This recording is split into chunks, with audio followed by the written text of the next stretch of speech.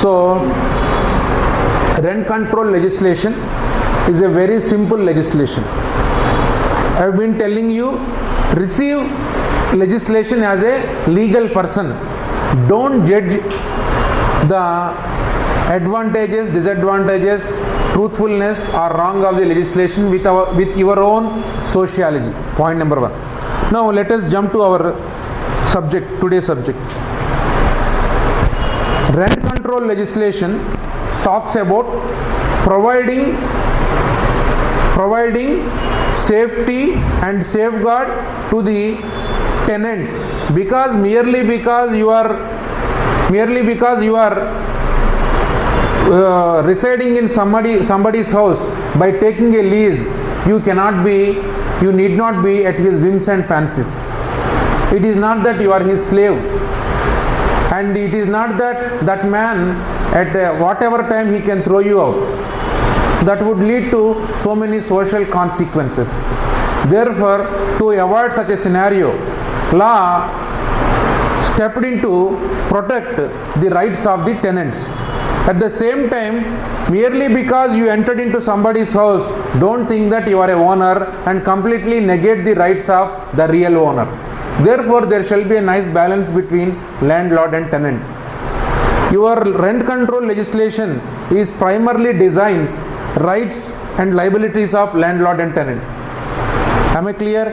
Your rent control legislation primarily chalks out rights of landlord, liabilities of landlord, rights of tenant, liabilities of tenant. This is the basic purpose. Let me remind you, any legislation, whether your Hindu Marriage Act, whether your Hindu Succession Act or your IPC, what they are talking about, they are only prescribing rights and liabilities fundamentally.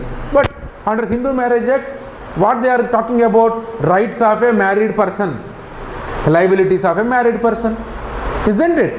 If you are a male, if you are a male person, you are supposed to behave in a particular manner, be in a company in a proper manner, and obligations to fulfill certain things. All these things are prescribed under legislation. The same is the case with rent control legislation also. This is one point.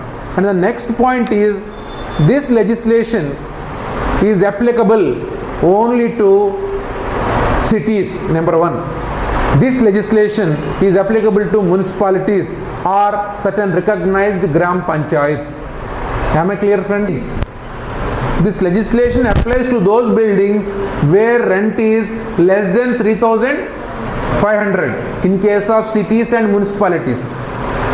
Whereas in villages, it is 2,000 and below. I am repeating. Point number 3. These rules are applicable to those buildings whose age is more than 15 years. So today, if a building is constructed, even though rent is 1,000, you cannot invoke rent control law. The age of the building must be necessarily more than 15 years. These are the 3 limitations to invoke your rent control jurisdiction, friends. Am I clear? This is one thing. And apart from that, under our rent control legislation, what you have to understand is what is meant by building. This is a very, very important definition. Do you have? He says building means any house or hut. Any house or hut. So there must be a roof, to put it in one word.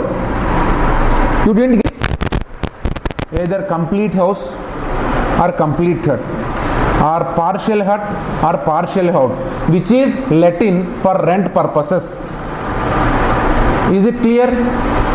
And building includes outhouse, open garden or open land. All those surroundings also can be let in. My point is, have you read the definition, friends? Please understand, building ante only oka danne antledu vadu, only 4 walls una danne building antla. Building avvali ante ఇది ఒక్కటే అయినా ఉండొచ్చు. It can be either hut or building, or owner సగం వరకు వాడించుకుని సగం అయినా ఇవ్వచ్చు, either full or part. Building సపరేట్గా గ్రౌండ్ మాత్రం ఉండకూడదు, సపరేట్గా అవుట్ హౌస్ ఉండకూడదు. It must be in addition with this one. Am I clear, friends? This alone shall not constitute a building, whether it is outhouse or a garden or garage. It shall necessarily supported with a hut, full hut or part hut, full building or half building.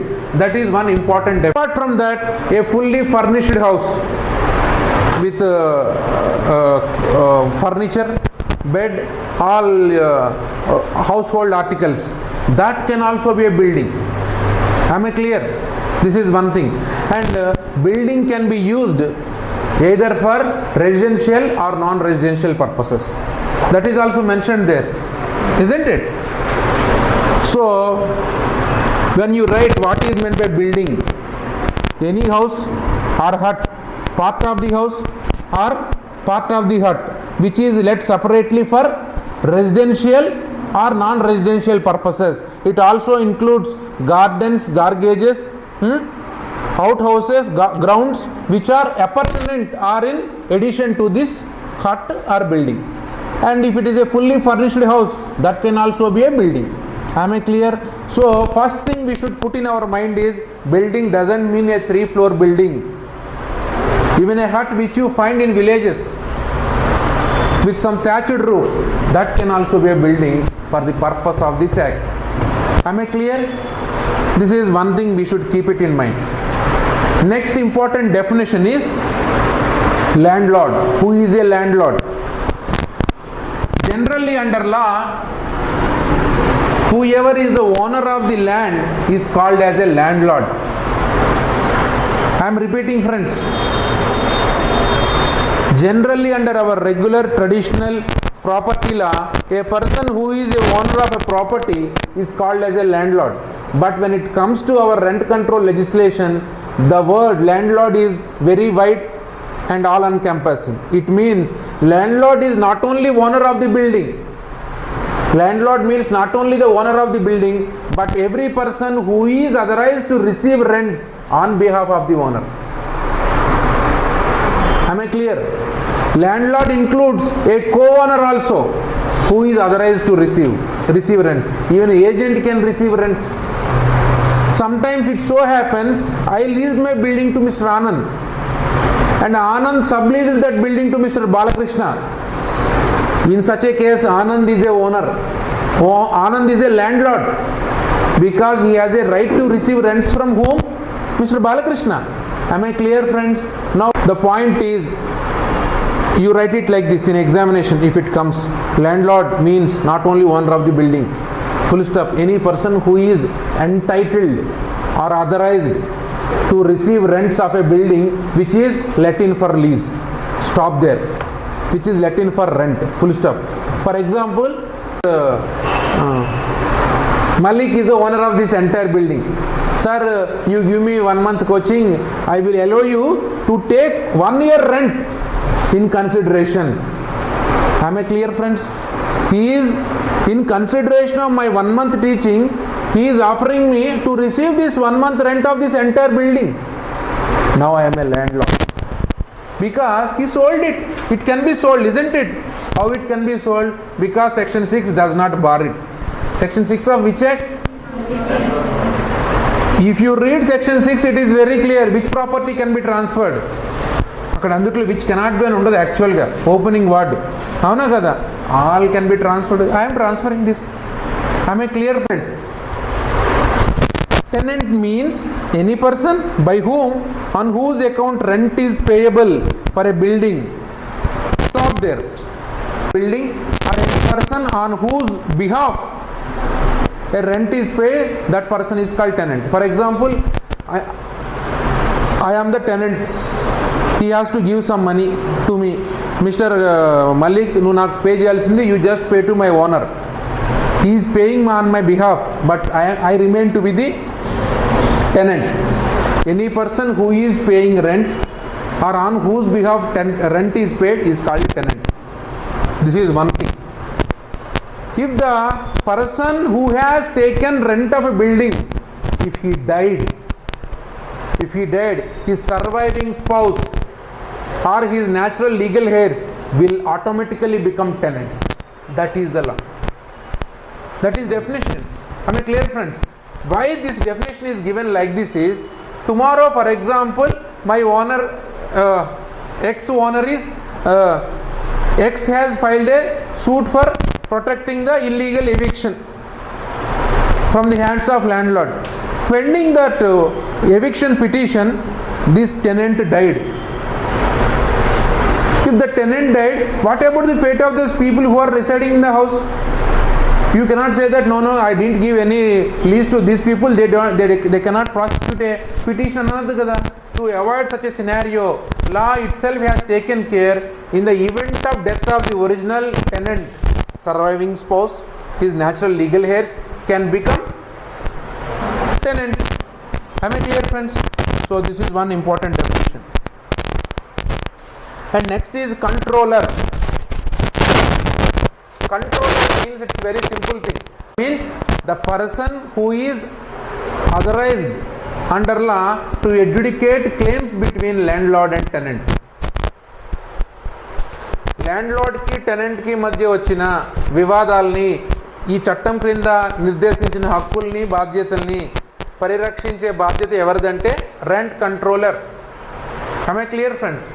Generally, rent controller can be any person above the rank of Tahsildar as per law, but in reality only junior civil judge is appointed as a rent controller. So in all city civil court you find many rent controllers. This is one thing. What about the remaining districts? What about Rangareddy court? In all those areas, if there are more than one, for example, there are 10 junior civil judges. Okay. Any person who is a senior among those 10 is called as a principal junior civil judge. That person is ex officio rent control. And the immediate appellate authority of a junior civil judge is subordinate judge. Okay, friends? Subordinate judge is senior civil judge.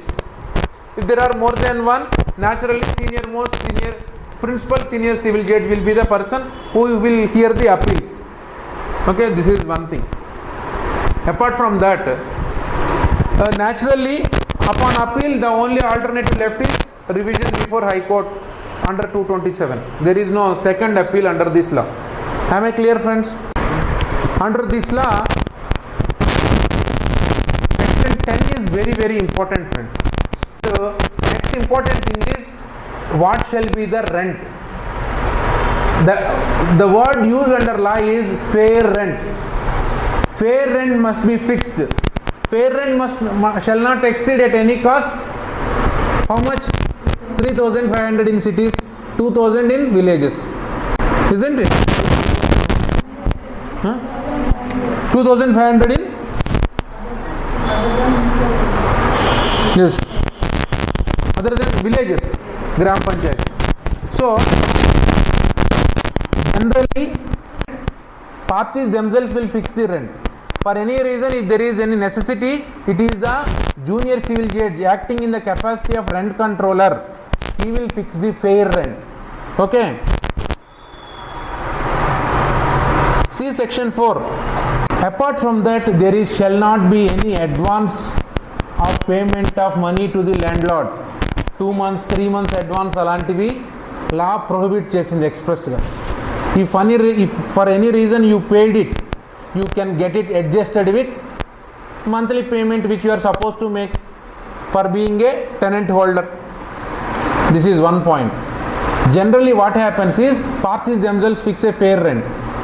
If there is a difficulty with fair rent, that claim can also be adjudicated by the rent controller by conducting an inquiry. Am I clear? This is one point. Next question is whether landlord can at any time increase the rent, fair rent. For example, they fixed 1,000. Can he enhance to 2,000? That is one question. On two conditions he can enhance. Number one, if the municipal tax gets enhanced, or if there are repairs which he has made to the building, in those situations naturally rent can be enhanced, but there is a proportion.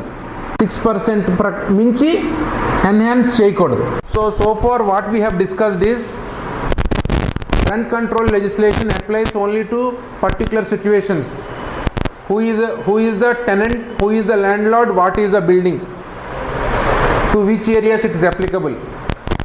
Okay, what is fair rent, and what shall be the rent when it can be enhanced, and who is the authority under the act to adjudicate claims under the act.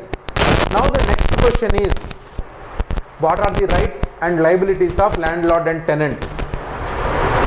Now let us take up liabilities of a tenant. It is the fundamental and most basic duty of a tenant to pay the rent regularly as per their lease deed, rental deed, to put it clearly, as per their rental deed. If there is a default on part of the tenant to pay the rent, if such a default is willful default or conscious default or voluntarily he himself failed to pay the rent, that amounts to a willful default. Very important question. Willful default, conscious, willful, non-payment of monthly rent as per the rent agreement is called willful default. That is a ground for evicting. Evicting the whom? Tenant. Eviction అంటే ఈడే మొత్తం తీసుకెళ్లి బయట పడేయటం కాదు. He shall file a case before rent controller. Rent controller will pass an order. Thereafter he will be evicted from the premises. Am I clear, friends? It's a very serious. If for any reason landlord is not receiving, what you can do is first put amount in his bank account by taking his account number or DD, or send a postal order or money order, or open a bank account, put it in his. If these are all prohibited, if these are not allowed, you have another alternative. You can file an application before rent controller and pay the amount before the rent controller by obtaining his permission. Sir, my landlord is not receiving my rent. If it is continued, I would be a defaulter, which would result in me evicting from my premises. That would have a serious impact on my livelihood. Therefore, I am making a request to your court to please receive my monthly rent. Am I clear?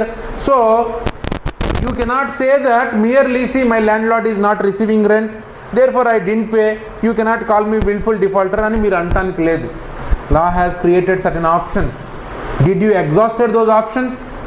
Either through paying through a bank, DD, or by at least depositing before rent controller? You did not.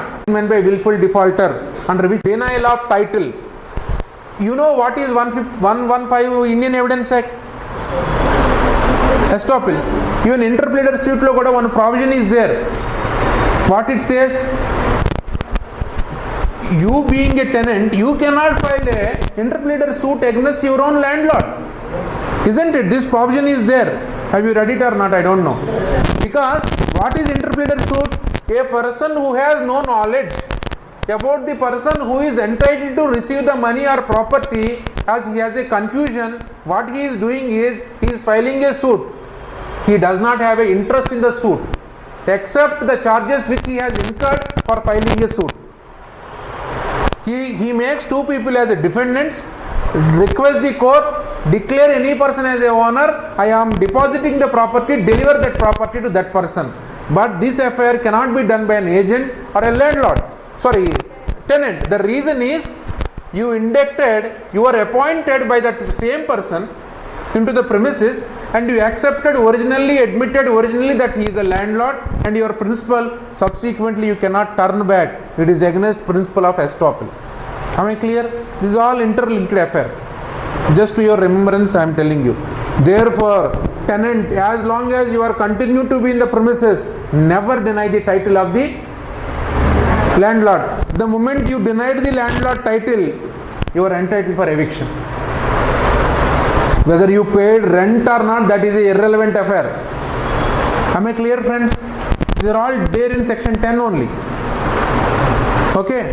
Once you denied the title of your own landlord, it's a breach of duty which you have yourself agreed at the time of entering into rent agreement. What is your promise? Sir, you are the landlord, I am the tenant. That is undisputed affair, and I will pay you rent. Sometime back, later, if you deny it, what is it? It's a conscious violation of a duty. Therefore, law discourages that fellow to continue to be in the premises. If the tenant causing nuisance to the other inmates of the residence, for example, there is a big building, there is an apartment, he is causing act of nuisance to the remaining neighboring tenants or landlords, that itself is a ground to evict the tenant. That is one important thing. Willful default, denial of landlord title. And apart from that, if the tenant, whether tenant can sublease the property to somebody, either under our TP law or rent control law, generally lessee can sublease the property. Very important. Lessee can sublease the property. Am I clear, friends? This is one thing. Similarly, under our rent control law also, if there is a condition between the landlord and tenant that Mr. Tenant, you shall not sublease, if you violated it, that itself is the ground for eviction. Question may come in many variety of forms. What are the grounds to evict the tenant? Don't underestimate these provisions. These provisions has a close connection and linkage with your civil law. Okay, friends, they are very important. Apart from that, if the tenant has another alternative building in the city, that itself is a ground. Or if the landlord needs a building for his bona fide requirement, for example, expansion of his business, or his another house is no longer under existence, in such a case, for his continuation in a house, naturally he can demand for eviction of the tenant. Okay, friends? These are some of the major and important grounds that must be taken by the landlord to evict the tenant. Apart from that, another important thing is,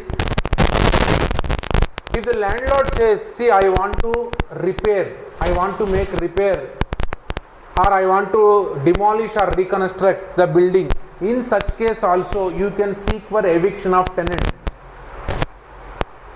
Court, while granting eviction, shall take an undertaking from the landlord. Upon completion of the building, you would give the lease rent property to whom? Again to this person. Then only it will naturally allow to evict the tenant. This is one thing. In case of academic institutions or any religious institutions, ordinarily tenant shall not be evicted. Academic institutions shall not be disturbed unless academic year is completed. This is one thing.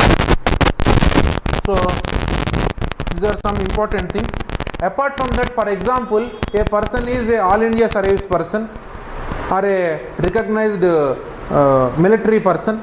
If they have come down to Hyderabad as a matter of working or upon retirement, if they have a house, if that is under the lease of somebody, rent of somebody, they can also seek eviction. See, I have no other accommodation, I have come down from Kashmir, I need this house. This is one thing. Am I clear, friends? These are some of the grounds to seek eviction.